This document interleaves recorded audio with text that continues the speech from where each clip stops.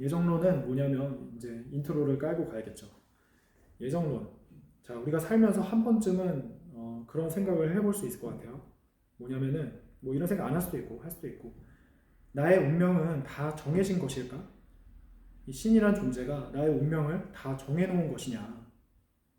아니면 내가 하는 대로 그 결과가 달라지는 것이냐? 다시 첫 번째 이제 내 운명이 다 결정된 것이냐 이렇게 생각을 하는 사람들은 내가 어떤 결과를 얻었을 때 내가 아무리 노력했어도 그 결과는 어차피 그 결과로 이어질 수밖에 없었을 거야. 말로 하니까 어렵죠. 예를 들어 누군가가 서울대를 갔어요. 그럼 쟤는 무조건 서울대를 가는 거야 그냥. 공부를 지가 열심히 안 해도 갈 운명이다. 이런 일은 없죠 사실. 모순이 있는 말이에요. 이게 나중에 이제 들어보면 당연히 모순이 있을 수밖에 없는 일인데 가난해. 어떤 사람이 가난해요. 근데 나는 아무리 몸부림쳐도 신이 나의 운명을 가난하게 정해놨기 때문에 내가 아무리 열심히 해도 나는 가난을 벗어날 수 없어. 그러니까 나는 그냥 잠이나 잘래. 이렇게 생각하는 것이 이제 운명이 정해졌다고 생각하는 사람들이 그렇게 생각할 수 있겠죠. 하는 대로 결과가 달라지는 것이냐. 두 번째, 그렇게 생각하는 사람들은 자기 삶 속에서 노력을 하면서 살게 될 것입니다. 자, 첫 번째 생각대로 운명이 다 정해진 것이냐 이렇게 생각하고 사는 사람이 과연 있을까? 우리가 대충 살다 보면 그건 아니지 이렇게 생각을 하는 부분도 있잖아요. 대충 느낌으로 오잖아요. 이걸 따로 배우지 않아도 노력하는 대로 뭔가 결과가 얻어지는 것을 경험해 보니까 노력했는데도 안 됐을 때 뭐 그때는 이제 다 정해진 거구나 혹시나 이렇게 생각해 볼 수는 있겠지만 보통은 하는 대로 다 결정이 된다 이렇게 생각을 하게 마련인데 근데 이제 교회에서 일부 교회에서 이 운명은 예정된 것이다. 특히 우리가 천국을 가는 것과 지옥을 가는 그 구원이라고 하잖아요. 천국 가는 것을. 그 구원이라는 것이 하나님께서 다 정해놓은 것이다. 이렇게 가르치는 교회가 있어요. 그래서 그 교리를 믿고 이제 성경에 그런 좀 뉘앙스가 풍기는 그런 구절들이 있는데 이따 볼 건데 이제 그런 구절들을 보면서 운명이 정해진 것이구나 이렇게 생각을 할 수 있다는 거죠. 충분히. 그 제가 중학교 때 친구가 있었는데 이 친구가 공부를 잘해서 외고를 갔어요. 중학교 때 공부를 잘해서 전교 뭐 5등 안에 드는 애인데 서울 외고를 갔어요. 서울 외고를 갔는데 나중에 이제 고등학교 간 뒤에는 뭐 연락이 안 되니까 나중에 대학교 어디 갔는지 얘기를 들어봤더니 숭실대를 갔더라고요. 이거 대학 언급하면 안 되나? 제 채널이 그렇게 영향력 있는 채널이 아니기 때문에 숭실대를 갔어요. 그래서 놀랐어요 솔직히. 아니 어떻게 걔는 최소 연고된 갈 줄 알았는데 고등학교 때 공부를 안 했나? 사연을 들어보니까 고등학교 때도 서울 외고 가서도 거의 전교권 안에 들었다고 하더라고요. 워낙 잘하던 친구였어요. 근데 수능 날, 수능 시험 치는 날 설사가 나가지고 시험 보면서 그래서 시험을 제대로 못 봤다는 거예요. 완전 배탈이 나가지고. 그래서 화장실 갔다가 양호실에서 치고 뭐 시간도 없이 막 난리를 치면서 수능을 봤는데 이렇게 들어보니까 또 그렇게 했는데도 숭실대 갔다는 거 보니까 야 역시 공부를 좀 하는 애였구나. 누군 열심히 해도 그래서 일단은 갔어요. 네. 그러니까 재수하지 이런 생각도 해봤는데 근데 여기서 이제 이 얘기를 왜 했냐면 걔네 아버지가 목사예요. 근데 걔네 엄마랑 제가 알아요 개인적으로. 그래서 제가 고향에 내려갔을 때 그 엄마를 만났어. 그래서 와우 안녕하세요 인사드렸는데 그 친구가 여자예요 여자. 그 딸 대학 어떻게 됐냐고 얘기 들었는데 그냥 모른 척하면서 물어봤어요. 그랬더니 숭실대 갔다고. 그래서 숭실대요? 걔 공부 되게 잘했는데 더 좋은데 갈 수 있지 않았나요? 이렇게 물어보니까 그 엄마가 아니 뭐 다 하나님이 그렇게 뜻을 두고서 그걸로 보냈나 보지 이렇게 얘기를 하시더라고. 되게 쿨하게 하나님의 뜻이 있는 학교에서 그걸로 보냈나 보지 이렇게 얘기하시더라고. 자 그래서 야 이렇게 생각하는 사람도 있구나 그때 그냥 그런 생각을 했습니다. 근데 그 친구가 뭐 그 후에는 어떻게 된지 모르겠는데 연락을 안 해봐가지고 얼핏 듣기로는 뭐 재수해가지고 다른 학교 갔다는 얘기 들은 것 같은데 그럼 하나님의 뜻이 아니잖아요. 그렇게 보면 엄마가 말은 그렇게 하면서 다시 시킨 거 아니야 공부를? 자, 뭐 극적인 예정론자가 지금도 있는지는 모르겠어요. 근데 어쨌든 교회에서 모든 인간의 각종 행복과 불행, 구원 문제, 모든 문제들은 하나님이 정해놓은 것이다. 특히 가난하고 부자인 것, 이런 것들도 다 하나님이 정해놓은 것이다. 이렇게 가르치는 부분이 없지 않아 있기 때문에 이 부분을 확실히 정리하고 여러분들이 어떤 마인드와 어떤 생각을 가지고 살아야 되는지를 정리해 드리는 그런 시간이 될 것입니다. 자, 그럼 기독교에서 이 예정론이 나오게 된 이유가 있어요. 예정론이 왜 나오게 됐냐면 일단은 성경 구절의 영향을 많이 받습니다.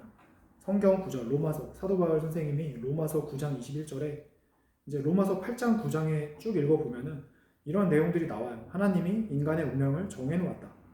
특히 이제 로마서 9장 21절에 토기장이가 진흙 한 덩어리로 하나는 귀 쓸 그릇을, 하나는 천이 쓸 그릇을 만들 권한이 없느냐. 이건 핵심적으로 이 한 구절만 본 거고 앞뒤 내용을 보면은 이제 하나님의 그런 권한들에 대한 언급이 있다는 거죠. 그리고 또 뭐 에베소서 1장 4절에서 6절까지도 한번 보면은 이제 거기도 비슷한 내용의 인간의 운명이 좀 정해진 것이다라는 내용으로 그런 뉘앙스로 내용이 나와 있기도 합니다. 자, 이런 성경에 베이스가 있었고 또 시대적인 배경이 있었는데 이제 16세기죠. 16세기에 천주교가 많이 부패하게 됩니다. 천주교는 이제 개신교가 나오기 전에 여러분들이 그걸 잘 헷갈려 하시는데 일반적으로 교회라 하면 개신교를 말하죠. 그리고 성당을 천주교. 이거 두 개를 합쳐서 이제 기독교라고 하는데 중요한 건 아닌데 이제 물어보는 분들이 있더라고요. 자, 그래서 이 천주교가 16세기에 이르렀을 때 그때 천주교의 특히 이제 교황의 권력이 엄청 막강했죠. 왜냐하면 그때는 모든 사람들이 성경을 다 읽을 수 있던 시대가 아니었어요. 성경이 오직 성직자들만 볼 수 있는 책이었고 이제 성직자들이 성경을 보고 그들이 이제 성경의 내용을 대중들에게 가르치면서 이 구원에 대한 그런 권한을 갖는 그런 입장에 있었다는 거죠. 그리고 그때는 사람들이 이 종교에 대한 관심이 아주 높았어요. 특히 그 유럽 쪽에 천주교 이런 쪽으로 거의 뭐 대부분이 그 성당을 다니는 사람일 정도로 그런 구원과 이런 것들에 대해서 관심이 많은 시대였기 때문에 그렇기 때문에 그때 교황의 권력이 더 높을 수밖에 없었다. 웬만한 교황이 어느 정도 국가의 왕보다 권한이 높았던 그런 시대였죠. 근데 천주교가 조금씩 부패를 하기 시작하면서 가장 결정적으로 면죄부를 판매를 합니다. 면죄부는 뭐냐? 돈을 내면은 죄를 용서해주는 그런 제도였죠. 그것은 베드로 성당을 건축하기 위한 그런 명목이었죠. 돈이 필요하니까 천주교에서. 그 사람들에게 죄를 면해준다고 하면서 돈을 받았던 큰 죄일수록 큰 돈을 받았고 이런 식으로 했던 거예요. 이제 거기에 의문점을 가졌던 그때 당시 칼뱅이라는 사람이 칼뱅이 아니라 루터죠. 마틴 루터라는 사람이 의문점을 갖고 이 사람은 성경을 보면서 성경에 믿음으로 구원이 된다. 로마서 1장 17절에 이 구절을 통해서 깊은 감명을 받으면서 구원이란 성경 속에 있다. 믿음 속에 있다. 믿음으로 구원을 받는 것이지 교황이 죄를 사해주건 신부들이 어떤 권한을 갖지 못한다. 아주 핵심적으로만 얘기하는 겁니다. 이 루터의 이론들을 다 따오기는 지금 시간이 없고 핵심적으로 이 부분을 강조를 했다는 거야. 믿음을 강조하면서 이제 교황의 그 권한, 그 천주교의 권한을 어느 정도 끌어내리는 그렇게 될 수밖에 없잖아요. 네. 믿음으로 된다. 교황의 권한이 아니다. 구원은. 그렇게 하면서 종교 개혁을 일으킵니다. 천주교의 잘못된 점을 반박하는 글을 대자보로 써서 붙이고 또 이때 성경이 독일어로 번역이 돼요. 번역이 되면서 루터가 번역을 합니다. 그거를 라틴어를 독일어로 번역을 하면서 또 이때 마침 인쇄술이 발달해요. 인쇄술이 발달하면서 성경을 아주 엄청나게 찍어낼 수 있게 되는, 그러니까 대중들도 성경을 쉽게 볼 수 있게 되는 이런 시대적 배경과 맞물려서 이제 종교 개혁이 일어나죠. 그 종교 개혁 때 생겼던 게 뭐냐면 그게 개신교죠. 개신교. 개자가 이게 개정한다 할 때 그 개자잖아요. 그래서 이렇게 시대와 맞물려 종교 개혁이 일어난다. 그리고 루터 이후로 또 누구냐면 칼뱅, 장 칼뱅이라고 하죠. 동시대 사람이에요. 같이 살았어요. 그 집에 같이 산 게 아니라 동시대를 살았어요. 네. 그래서 칼뱅은 루터의 그 종교 개혁을 이어받아서 더 강력한 하나님의 권한을 주장합니다. 이게 뭐냐면 이게 바로 예정론이에요. 여러분들이 믿고 뭐 말고 할 것도 없다. 여러분들의 구원은 하나님이 다 정해놓았다. 하나님이 그 모든 권한을 다 갖고 있다. 그러니까 완전히 그 정말 교황이 갖고 있던 그 권한을 하나님께로 전환시키는 그런 이론이었거든요. 이 예정론을 사실 저도 칼뱅이 주장한 예정론을 읽어봤지만 되게 어려워요. 이게 간략히 얘기하자면 칼뱅이 주장한 예정론은 교회를 다니는 사람들은 하나님이 예정해놨기 때문에 자동으로 지들이 다니는 거다. 그리고 그들은 하나님이 자기를 구원으로 예정해놓은 그것을 스스로가 알고 있기 때문에 스스로 정결한 삶을 살게 된다. 자동으로. 그리고 악한 사람들은 예정되어 있지 않기 때문에 지들이 알아서 악하게 사는 것이다. 그러니까 예정된 그 삶을 강조를 했다는 거예요. 이런 이론이 그 시대에 어떤 영향을 미쳤고 사람들이 어떻게 그것을 이해하고 살았는지에 대해서는 제가 거기까지는 못 찾아봤고 이게 완벽한 이론이 아니기 때문에 여러 가지 모순도 있어요. 여러분이 들었을 때 그게 말이 돼? 이렇게 생각하는 게 당연합니다. 이거는 아니거든요. 저도 결론을 이건 아니라고 얘기를 할 거지만 근데 어쨌든 왜 이렇게 주장을 했냐면 그 이유 자체만 얘기를 하자면 교황에게 가 있던 그 권한을 하늘 앞에 돌리기 위한 이론이었다. 그 시대에 필요한 이론이었다는 거죠. 뭔 말인지 아시겠죠? 완벽한 이론은 아니지만 그 시대에 필요한 이론이었던 거예요. 여러분도 마찬가지. 예를 들자면 어린아이한테는 운전을 하면 안 된다는 법을 적용하잖아요. 인간은 운전을 하면 안 돼. 그게 어린아이한테는 해당이 됩니다. 그 법이 온전한 법은 아니지만 인간은 운전할 수 있잖아요. 근데 어린아이는 못 하잖아요. 그러니까 하나님은 절대 예정은 아니지만 그 시대가 어린 입장에 있었기 때문에 이런 절대적인 법을 칼뱅을 통해 주신 거예요. 그렇게 이해를 하시면 될 것 같아요. 자, 이 부분이 좀 상세해졌는데 그래서 저도 이 강의를 준비하면서 예정 이론을 많이 찾아보고 읽어봤는데 머리가 너무 아프더라고요. 예정 이론이 시대마다 다르고 주장하는 사람마다 다르고 또 받아들이고 믿는 사람마다 다르고 조금씩 달라요. 근데 중요한 건 뭐냐? 이 예정 이론은 잘못되었다는 거. 그럼 아까 성경에 이런 뉘앙스의 글들이 있다고 하지 않았나요? 그것도 마찬가지예요. 성경을 여러분들이 지역적으로 보면 안 돼요. 전체적인 맥락과 그 시대 상황상으로 봐야지. 자, 그래서 그 성경은 시대와 그 시대 분위기와 사람들의 그런 입장, 그 말을 왜 했는지, 그 화자가 왜 그런 말을 했는지 이런 것들을 종합적으로 고려해서 판단을 해야 된다는 거예요. 그 부분만 보고 그것이 진리다 이렇게 하면 안 된다는 거죠. 자, 이런 이야기들 여러분들 생각하시면 되고요. 그래서 그때는 그런 절대적인 예정론이 필요했다는 거. 자, 근데 지금 와서 생각해 보면 이 예정론에는 문제가 많습니다. 모든 운명이 정해져 있다. 모든 구원 문제는 정해져 있다. 이렇게 얘기하는 거는 그 이론에는 문제점이 많아요. 자, 첫 번째 뭐냐면 문제점을 짚어보자면 하나님이 절대 예정해 놓았다면 우리는 노력할 필요도 없고 수고할 필요도 없는 거예요. 다 하나님이 예정해 놨기 때문에 잘 사는 사람은 그냥 잘 사는 게 예정되어 있기 때문에 자동으로 그 사람은 잘 사는 거고 못 사는 사람은 자동으로 못 사는 거고 이런 모순이 발견이 되죠.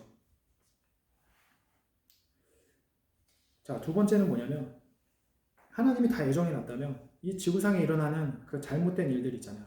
악한 일들, 나쁜 일들, 뭐 범죄라든지 이런 것들도 하나님이 다 예정한 거냐? 누군가 억울하게 죽었어. 막 그런 것도 하나님이 다 예정해 놓은 것이냐? 그 하나님은 선한 신은 아니구나. 이렇게 생각할 수 있다는 거죠. 그리고 아담과 하와가 타락했잖아요. 예수님도 십자가에 못 박혀 죽으셨어요. 이런 일들도 하나님이 다 예정해 놓은 것이냐? 그렇게 생각했을 때 하나님은 참 뭔가 이상하시다. 이렇게 충분히 생각할 수 있다는 거죠. 이해되시죠? 이 정도 봤을 때 절대 예정이란 것은 조금 뭔가 이상하다 라는 생각을 갖게 된다는 거 자연스럽게. 자, 그래서 이 문제에 대해서 고민하신 분이 계세요. 이 말씀을 가장 먼저 가르쳐 주신 목사님께서 누구보다도 이 문제를 두고 고민하셨다는 거죠. 운명은 정해진 것인가? 하나님이 절대 예정한 것인가?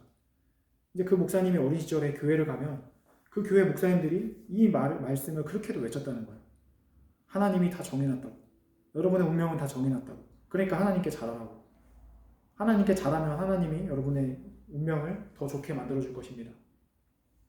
여러분의 자녀를 축복해 주실 것입니다. 이런 식으로 예정에 대한 이야기를 막 했다는 거예요. 자, 근데 이제 이 목사님께서 그런 일을 겪으십니다. 어떤 일이냐면 이제 하나님께 드리려고 교회를 지으세요. 교회를 지으시는데 그 교회를 짓고 나서 이제 돈을 다 충당하지 못한 거죠. 건축비를. 그래서 빚쟁이에게 막 쫓기고 있는 상황이었어요. 그러던 상황에 인삼 지주목 장사라는 걸 합니다. 사업을 하십니다. 사업을 하시는데 동업자로 같이 일했던 사람이 있었어요. 최 사장이라고. 이제 그 사람이 사기를 친 거예요. 사기를 치고 돈을 그냥 확 가로챈 거죠. 그런 입장에서 뭐 자세한 얘기는 생략을 하고요. 네, 그런 입장에서 그때 당시 4천만 원, 현재로서 4천만 원에 해당되는 돈을 사기를 당하세요. 그 최 사장에게. 그러고선 그 최 사장이 만났을 때 되려 화를 내면서 폭력을 행사하는. 그래서 막 맞고 막 이런 일을 겪으세요. 그러면서 엄청 정말 여러분 4천만 원 날려가요.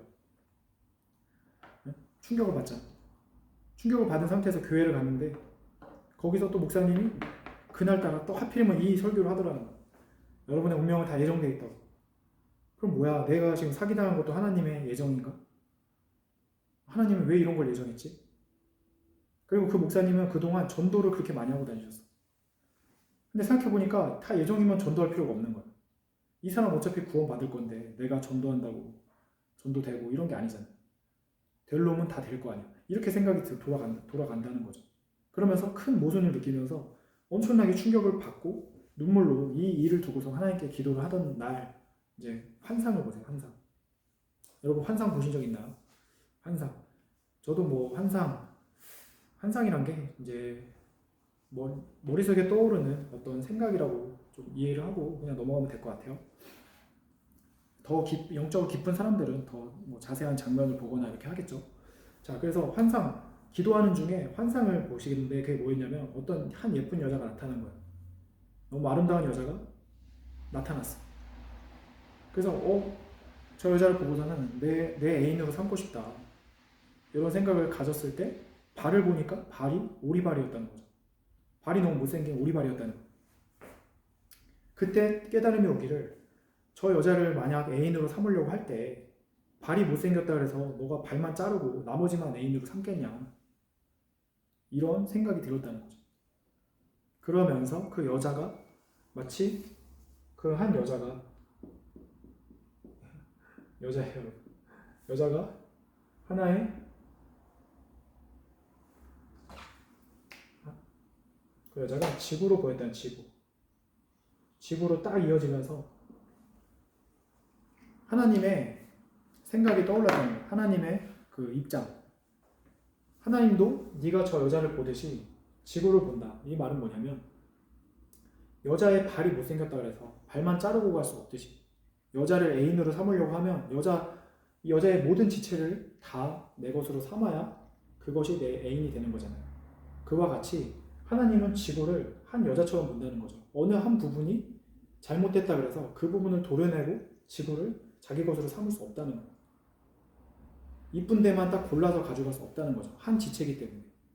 지구를 마치 한 여인의 지체처럼 한 지체로 보신다는 겁니다. 그런 생각이 탁 떠오르면서 예정이 아니구나. 하나님이 그렇게 예정해놓지 않았구나. 이런 것을 깨닫게 되었다고 하십니다. 하나님은 그와 같이 지구를 하나의 지체로 보신다. 어느 한 곳만 그래서 하나의 지체로 보고 모두를 사랑하신다. 지구의 모든 것을 사랑하신다. 그런 부분들 여러분 좀 잘 생각하면서 깨달아야 돼요. 이 부분은 한 여자를 사랑할 때는 그 여자의 모든 것을 사랑해야 되듯이, 다시 한번 설명하자면 하나님은 지구를 한 여자의 지체를 보듯 하나로 보신다. 그래서 어디는 안 이뻐하고 어디는 이뻐하고 이런 게 아니라 전체를 다 공의롭게 이뻐하신다, 사랑하신다는 거. 그리고 또 두 번째 비유를 하자면 또 뭐냐면, 또 뭘 깨달으셨냐면, 나무가 있어. 감나무가 보였어. 감나무가 있어. 그래서 감이 열리잖아. 너무 디테일하게 그리는데, 근데 농부가 거름을 줄 때는 이 모든 열매가 그 영양분을 다 동일하게 먹을 수 있도록 영양분을 어디다 주죠? 여기다 준다는 거죠. 영양분을 동일하게 준다는 거죠. 요 열매만 이쁘다고 여기에만 영양분을 주지 않는다는 거예요. 이 한 나무를 더 공의롭게 똑같이 사랑한다. 농부의 입장에서는 하나님도 마찬가지. 이 지구상에 사는 모든 자를 그렇게 똑같이 사랑한다는 거예요. 같은 지체로 보신다는 거예요. 어딘 안 이쁘다고 잘라내고 이런 게 아니라는 거죠. 자, 이런 환상과 깨달음을 가지고 절대 애정이 아니구나. 하나님이 누구는 구원받고 누구는 구원받지 않고 이런 것을 정해놓은 것이 아니구나 라는 것을 깨달았다고 합니다. 자, 그래서 이제 다시가 아니라 이제 이 예정에 대해서 정리를 해드리자면 자, 지금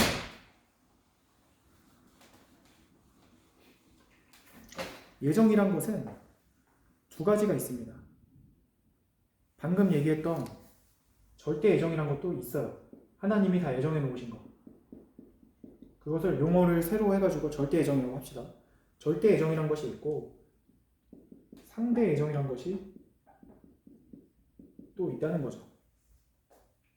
예정은 하나님이 다 정해놓은 그런 절대 예정만 있는 게 아니라 상대 예정이란 게 있고, 이 상대 예정은 뭐냐면 인간이 하기에 따라서 결과가 달라지는 것들, 그것을 상대 예정이라고 합니다. 인간이 하기에 따라 결과가 달라지는 것들. 자, 그래서 이 상대 예정을 먼저 좀 설명하자면, 상대 예정에는 인간의 책임 분담이라는 개념이 먼저 들어가야 돼요. 책임 분담이라는 개념이 들어가야 되는데, 책임 분담은 뭐냐면 말 그대로예요. 말 그대로 인간의 책임, 인간의 노력, 인간이 어떻게 하느냐에 따라 결과가 달라지는 거예요.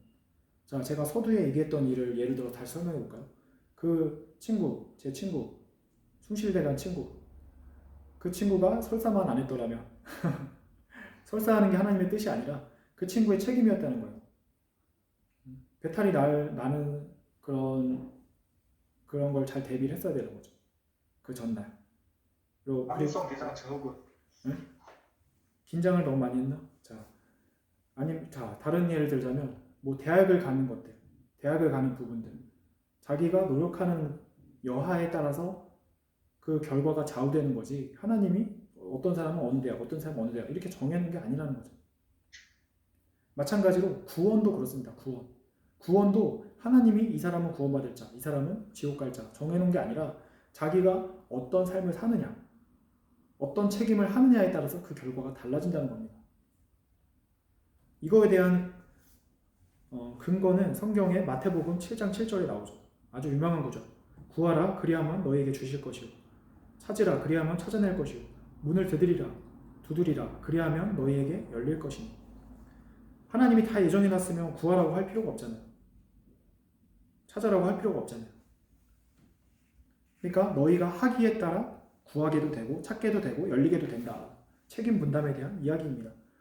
사도행전 16장 31절에도 나와 있고 디모데후서 2장 20절에서 21절, 여기를 읽어봐도 상대 예정에 대한 근거가 되는 그런 이야기들이 나와 있습니다.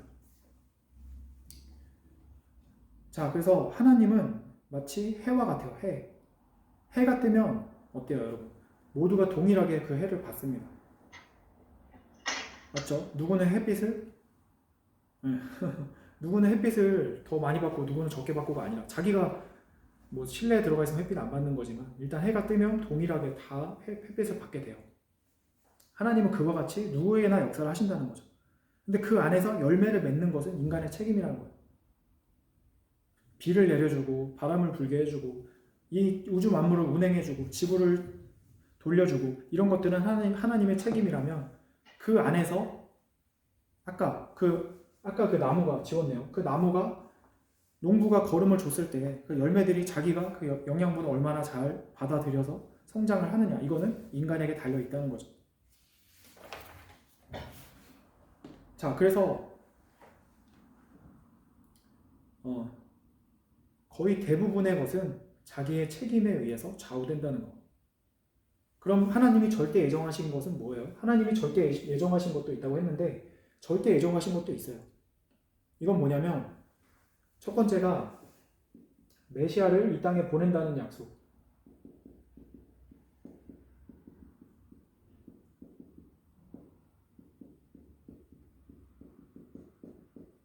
메시아를 이 땅에 보내는 것은 절대 예정되어 있습니다. 절대 예정이란 건 뭐냐면 우리가 아무리 난리를 쳐도 일어나는 일을 말하는 거예요. 하나님이 예정해 놓은 것들. 우리가 아무리 막아도 무조건 일어나는 일들. 자, 두 번째는 뭐냐면 천국. 천국은 선의 세계. 천국은 선의 세계로 만들어 놨다는 것. 그것도 절대 예정입니다. 하나님이 절대적으로 행하신 일입니다. 인간이 천국을 어떻게 할 수가 없죠. 자, 그 세 번째는 뭐냐면 육신은 한 번 나면 죽는다는 것.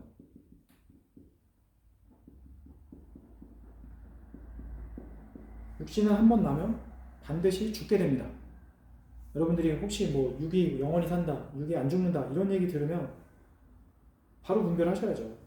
그건 잘못된 교리잖아요. 잘못된 얘기잖아요. 육신은 무조건 죽습니다. 성경에도 나와요. 그 다음에는 심판이 있다는 거. 죽으면 끝나는 게 아니라 육신은 죽고 나중에 또 배우겠지만 우리의 혼과 영이란 게 있는데 이제 여러분들이 영혼이라고 알고 있는 것들 그 영혼이란 것 존재가 이제 심판을 받게 됩니다. 자기가 어떻게 살아왔냐에 따라 자기가 어떤 삶을 살았냐에 따라 그 결과가 좌우되는 그런 심판을 받게 됩니다. 이건 나중에 자세히 얘기할 거예요. 자, 이런 것들은 절대 예정입니다. 절대 예정. 절대 예정이란 뭐냐? 절대 누가 어떻게 막을 수가 없는 예정들. 하나님이 절대적으로 행하는 예정들. 그래서 절대 예정은 몇 개 없어요. 요 정도밖에 없어요. 나머지는 거의 다 상대 예정에 해당됩니다. 그리고 하나님은 무조건 선의 것을 예정하십니다. 선의 것. 악한 일, 잘못된 일들 이런 것들은 인간의 책임 분담으로 일어나는 일들이에요. 사실 하나님이 예정하신 게 아니라 누가 갑자기 악한 일을 당했어요. 뭐 살인을 당했어. 극단적으로 살인을 당했어.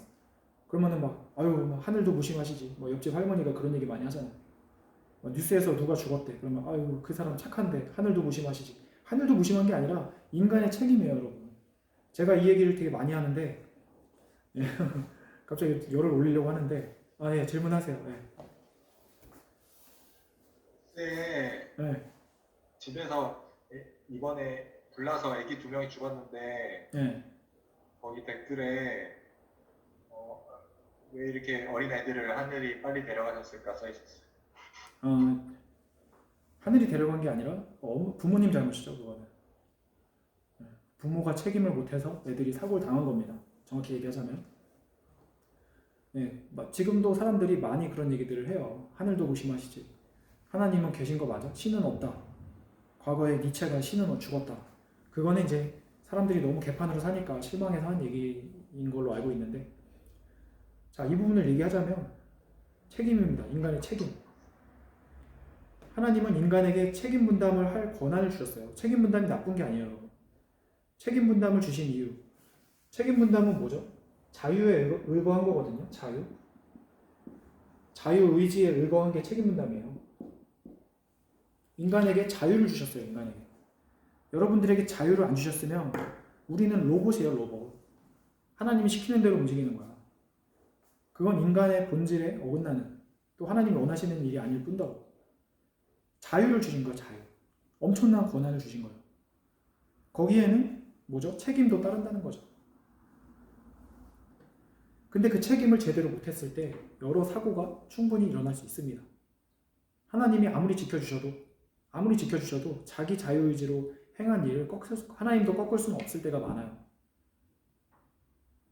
예를 들어서 얘가 바로바로 안 떠오르네 오늘따라. 미리 안 써놔가지고. 교회를 안 가요. 교회를 안 가? 예를 들어서 누가 아파트에서 뛰어내렸어. 자기가 자유로. 그걸 하나님이 다시 집어서 올려주시나? 그렇게 못하잖아요. 누가 부주의로 산불을 냈어요. 사내가 담배를 폈어. 하나님이 그럼 거기다 비를 내려주시나? 이런 일이 일어나는 게 아니라 인간이 조심을 해야 된다는 거죠. 산에 가서 담배 피지 말아야죠. 그리고 물 사고가 많이 나요. 물에 빠져 죽는 사람이 많아요. 그럼 어때요? 물에 안 가면 되는 거예요. 사고가 안 날래면. 그리고 차 사고로 많이 죽어. 그러면 어떻게 해야 돼? 차를 조심하면 되는 겁니다. 너무 단순하죠, 여러분. 자기가 찾기를 막 뛰어다니면서 사고가 났어. 그래놓고서는 하나님을 날 안 지켜주셨어. 이러면 어떡합니까, 여러분? 이러면 안 돼. 하나님도 황당한 거예요. 이런 얘기 들으면. 저는 엄청 조심하면서 사는 사람이에요. 그래서 이 원리를 알기 때문에. 저는 운전할 때도 저는 사고가 7년 동안 원래 무사고 기록을 갖고 있었는데 최근에 참 접촉 사고가 살짝 났어요. 혼자서 뒤에 있는 나무를 못 봐가지고 살짝 받았어. 내 무사고 기록이 깨졌어. 그래서 너무 마음이 아파. 항상 이 강의할 때마다 자신 있게 얘기하는 부분이었는데 나는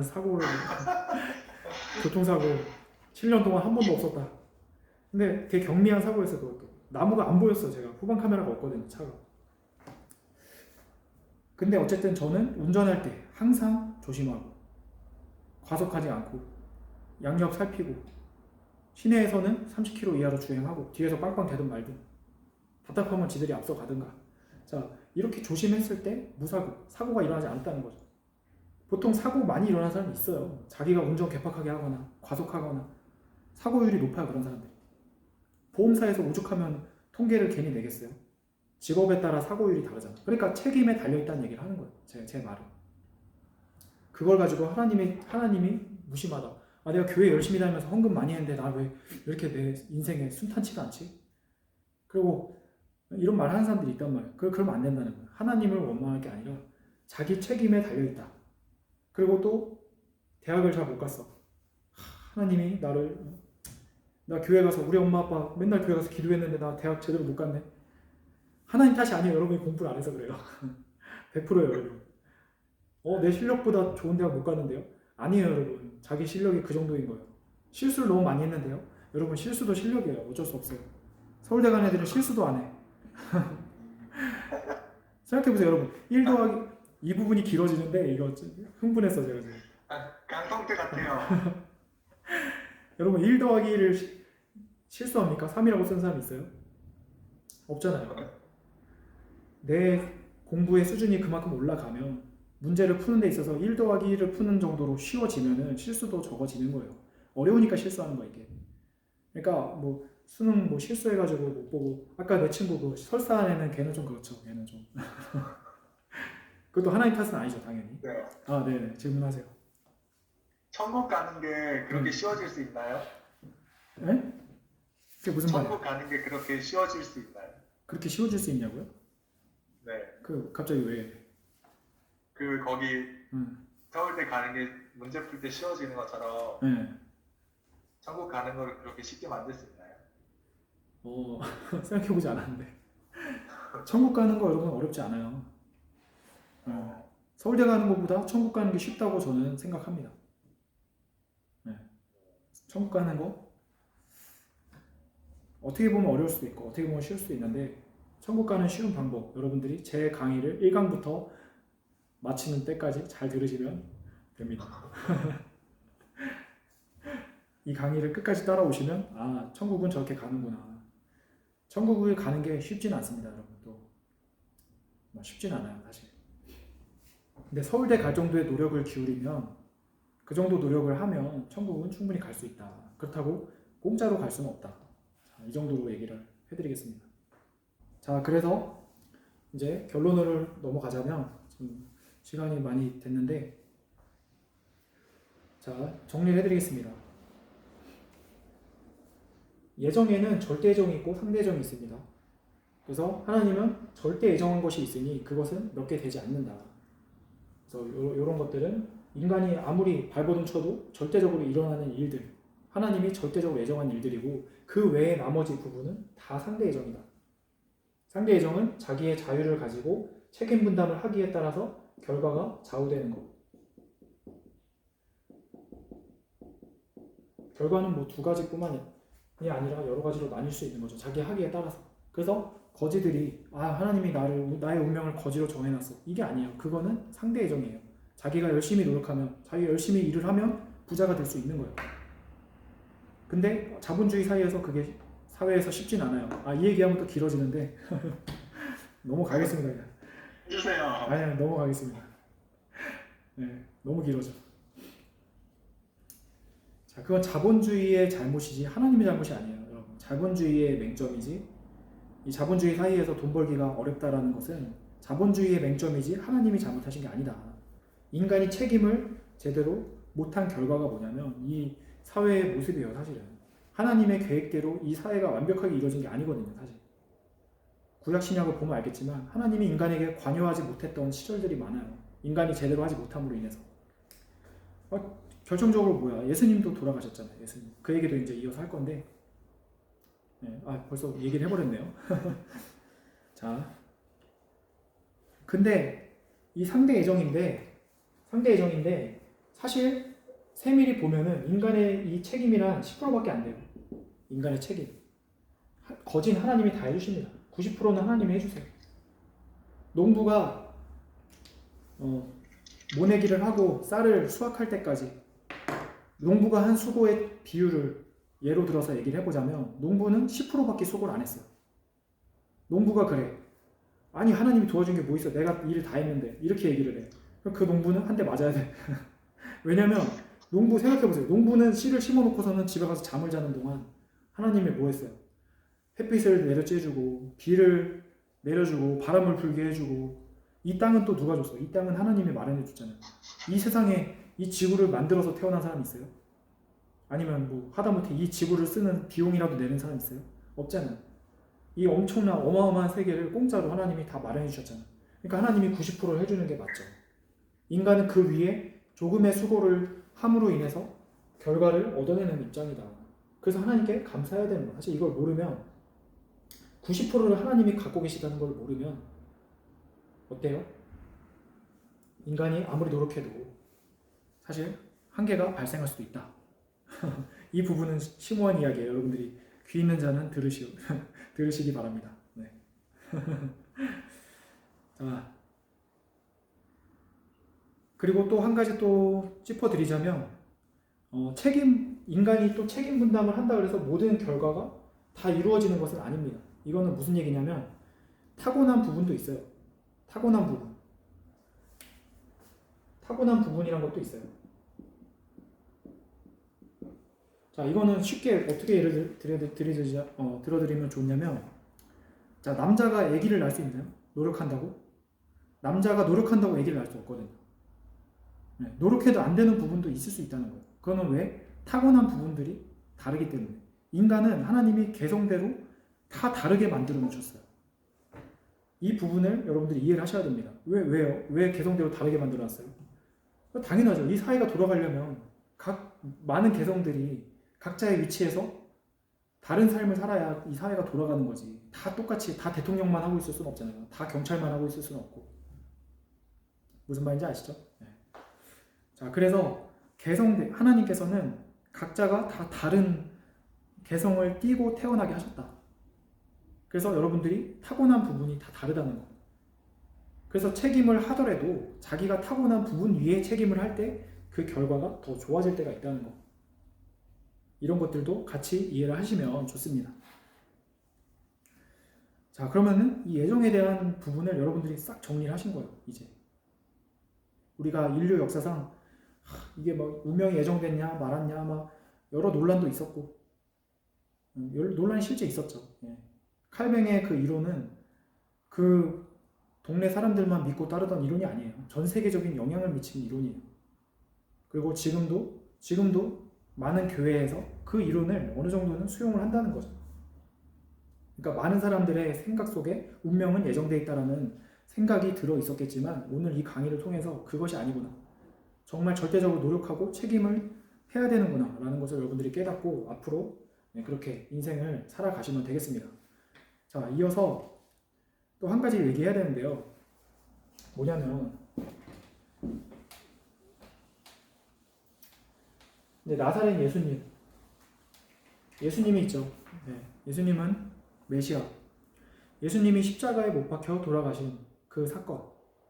예수님이 33세 때 십자가에 못 박혀 돌아가십니다. 이것을 두고 예수님이 돌아가신 것은 예정이었다. 하나님이 예정해 놓은 일이었다. 이렇게들 아주 많이 이야기를 합니다. 거의 대부분의 교회에서 이렇게 얘기를 할 거예요. 그리고 이 강의를 듣는 분들이 이제 저에게 반론을 제기할 수도 있는데, 자, 실제 저 대학 다닐 때도 제가 어디 잔디밭에 누워 있었어요. 그냥 따뜻해가지고. 근데 어떤 여학생이 오더니 이렇게 말을 걸더라고요. 그래서 순간 설렜어. 농담이었구나. 순간 이게 말로만 듣던? 그때는 여러분 그때는 신앙이 별로 안 좋았어요 제가. 자, 그래서 뭐지? 하면서 이제 대화를 이어 나갔는데 그 여학생이 여기 있어요.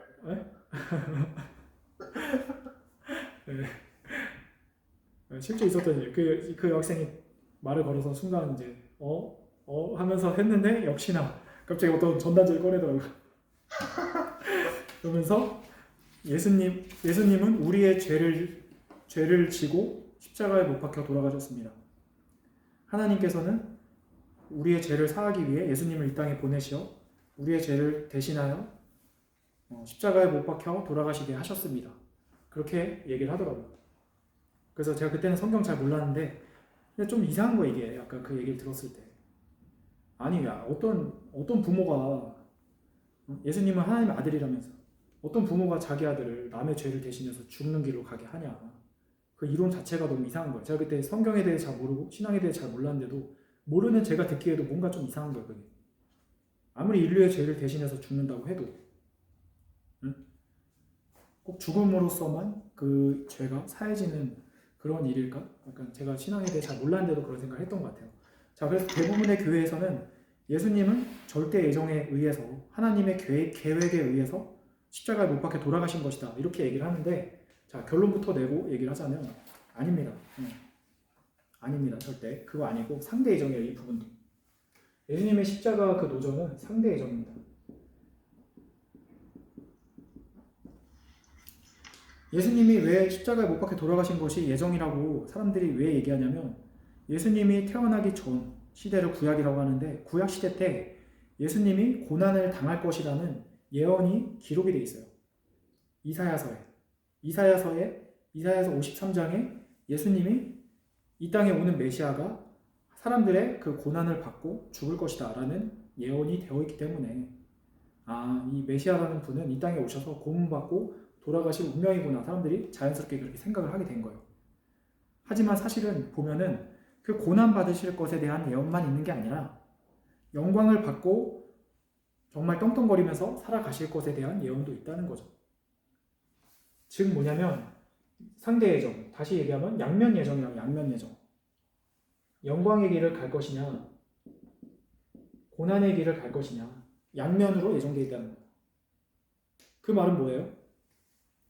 우리가 어떤 책임을 하느냐에 따라서 영광의 길을 가실 수도 있고 고난의 길을 가실 수도 있다라는 이야기입니다. 여기도 책임에 따라 결과가 좌우되는 상대 예정이 적용이 되는 거죠. 그거를 모르니까 그냥 예수님은 하나님의 예정대로 그냥 돌아가신 것이구나. 그럼 뭐 예수님의 존재는 그냥 희생타에 불과한 희생타.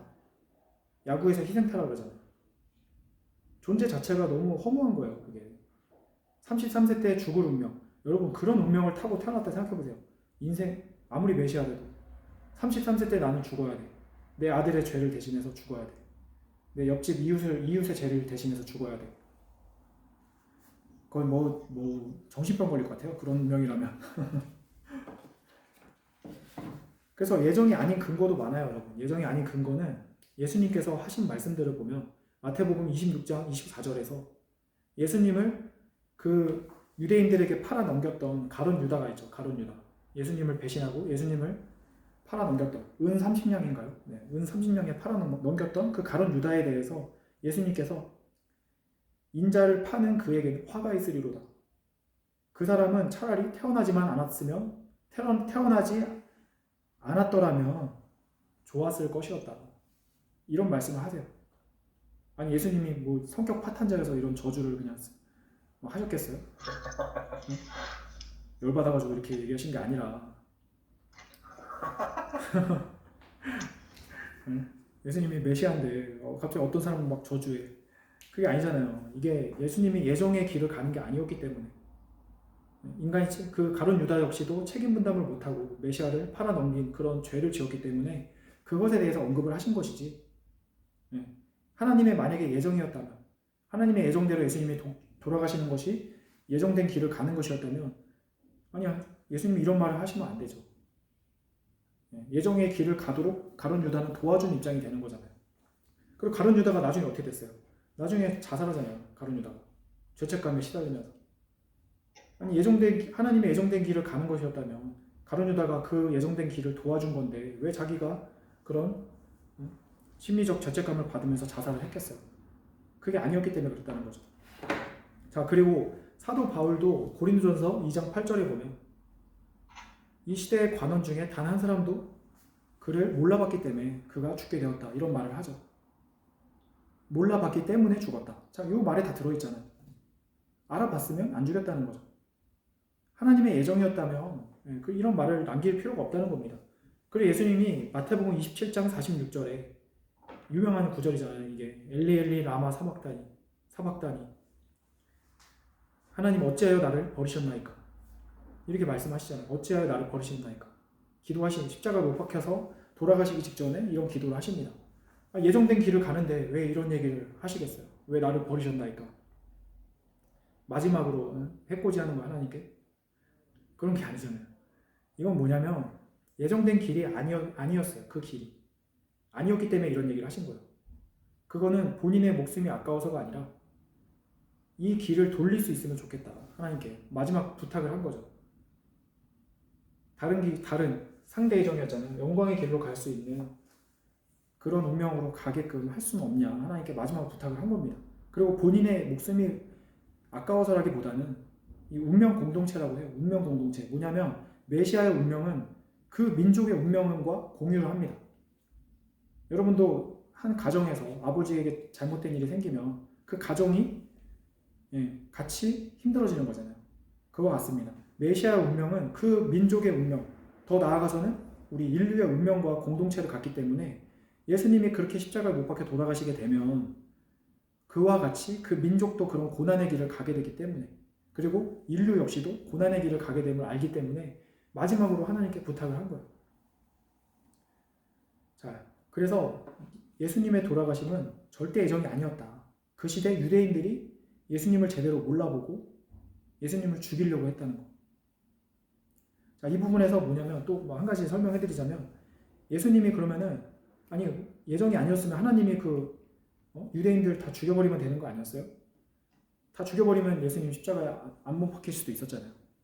그 말이 맞아요. 예수님이 그렇게 말하잖아요. 내게 너희를 멸할 권한이 없어서 내가 이 길을 가는 것이 아니다. 하나님이 예수님을 십자가에 못 박혀 돌아가시지 않게 해주시려면 그 시대에 예수님을 반대하는 자들을 다 죽였어야 됐거든요. 막을 수 있는 유일한 방법이 그거였어요. 예수님을 반대하는 자들을 죽이는 것, 멸하는 것. 근데 예수님이 그거를 선택하지 않고 그 길을 선택하지 않고 본인이 십자가에 못 박혀 돌아가시는 그 길을 선택했다는 거죠. 예수님이 자기를 죽이려고 하는 그 자들을 살리고 자기가 대신 돌아가셨다는 거죠. 두 길밖에 없었어요. 그때 예수님이 죽느냐 반대하는 자들이 죽느냐. 예수님이 막 어디 도망가고 이러지 않으셨거든요. 도망가면 역사가 일어나지 않거든요.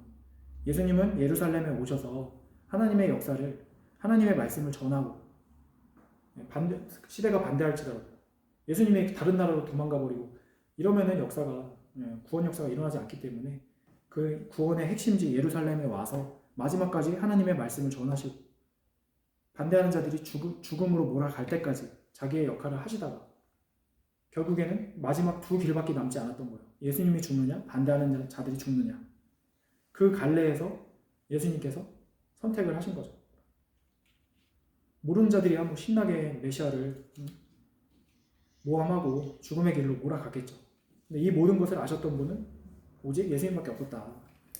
자, 이런 것을 봤을 때 예수님이 돌아가신 일이 엄청 한탄스러운 일인 거예요. 엄청 슬픈 일인 거예요. 예수님은 예정대로 돌아가셨다 이렇게 얘기하는 사람들은 전혀 아무 감흥이 없겠죠. 아니 하나님이 예정해 놓은 길을 그냥 가신 건데 뭐 슬픔의 눈물이 뭐가 있어요. 그냥 프로그램대로 진행된 건데. 그러니까 예수님의 존재에 대한 의미 그 자체가 달라지는 거예요. 어떻게 믿느냐에 따라서. 예수님은 정말 눈물의 길을 가신 겁니다. 예수님은 끝까지 기도하셨어요. 그 자기의 운명과 민족의 운명을 두고 겟세마네 동산에 오르셔서 끝까지 기도하셨죠. 하나님, 제가 끝까지 해보겠습니다. 이 민족의 운명, 이 인류의 운명, 구원의 운명을 제가 데리고 가겠습니다. 저 아직 젊잖아요. 저 아직 33살밖에 안 됐는데 기회를 달라고. 그러고서는 딱 갔는데 어때요? 제자들이 다 자고 있죠. 같이 기도하던 제자들이 다 자고 있었잖아요. 그러니까 예수님이